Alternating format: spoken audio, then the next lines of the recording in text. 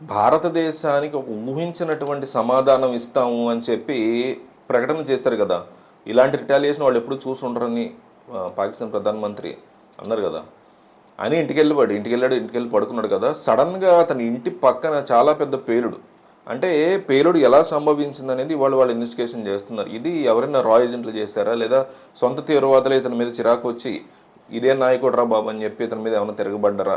ఇలా చూసినప్పుడు Baloch liberation army వాళ్ళు కూడా చేసి ఉండొచ్చు కదా!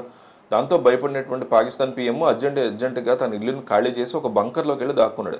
ఇది ఆళ్ళ దేశంలో పరిస్థితి ఏంటంటే, వాళ్ళ అతి ముఖ్యమైనటువంటి నాయకులు అందరూ కూడా పాకిస్తాన్‌ని విడిచిపెట్టి పారిపోయే పరిస్థితి ఉంది. మనం మాట్లాడుకున్నాం ఆల్రెడీ.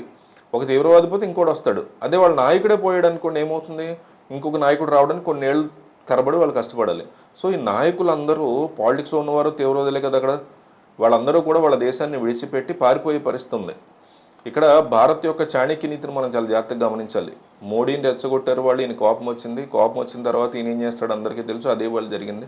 ఫస్ట్ మనం చూస్తే ఇండస్ వాటర్ ట్రీటీ అని చెప్పి సాఫ్ట్‌గా డ్యామ్‌లన్నీ ఉన్నాయి చూసారా? వాటిని మూసివేత, ఇంకో దగ్గర డ్యామ్‌లను తెరవడం, వరదలు సృష్టించడం. ఆ తర్వాత పాకిస్తాన్‌తో నో ట్రేడ్ వ్యాపారం అనేది చేయము. తీవ్రవాదులను మేము విడిచిపెట్టం అని చెప్పి ఇంకో అజెండా. ఇవాళ పాకిస్తాన్‌లో అతి ముఖ్యమైన నగరాలు. వీటి మీద అంతా కూడా వరుస పెట్టి దాడులు. దీన్ని తట్టుకోవడం అనేది పాకిస్తాన్ వాడికి చాలా కష్టంగా ఉంది. ఎలా చూసుకున్నా కూడా వాడు ఓడిపోవడం అనేది ఖాయం. కానీ నేరేటివ్స్ ఉన్నాయి చూసారా? వాటిని మాత్రం ఫేక్ న్యూస్ మనకు కొన్ని వీడియోలు వస్తున్నాయి. ఇది నిజమేనా? ఇది నిజమేనా అని. గుజరాత్‌లో హజారా పోర్ట్ అని చెప్పి ఉంది పోర్ట్. గుజరాత్‌కి వచ్చి పాకిస్తాన్ ఎయిర్ ఫోర్స్ వాళ్ళు గుజరాత్‌లోని ఎయిర్‌పోర్ట్ మీద సీ పోర్ట్ మీద దాడి చేసి ఈ పోర్ట్‌ని ధ్వంసం చేశారు అంటే ఇవాళ భారతీయులు భయపడిపోతున్నారు అని చెప్పి ఒక ప్రచారం మొదలుపెట్టారు. ఇందులో మనం వాస్తవాన్ని గమనిస్తే అదొక ఆయిల్ ట్యాంకర్ పేలిపోవడం అనేది ఎప్పుడో జరిగింది, 2021లో జరిగింది. దానిని ఇవాళ చూపించి హజారా పోర్ట్ ఇదే పాకిస్తాన్ ఎయిర్ ఫోర్స్ ఇలాంటి ఒక బిఫిట్టింగ్ రిప్లై ఇచ్చేసింది అని చెప్పి ఒక నేరేటివ్ని వాడు వినిపిస్తున్నాడు. వాడు చేసేదంతా ఏంటి అంటే చిన్నపాటి డ్రోన్లు.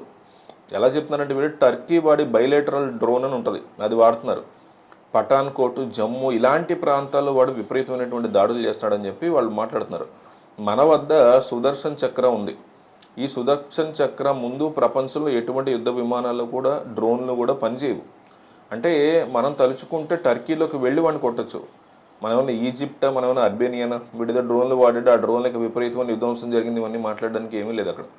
ఇవాళ టర్కీ వాడిచ్చినటువంటి డ్రోన్లు చిన్న డ్రోన్లు అవి పెట్టుకుని ఇదంతా కూడా ఫాల్స్ నేరేటివ్ అనమాట, ఫేక్ వార్తలు ఇవన్నీ కూడా.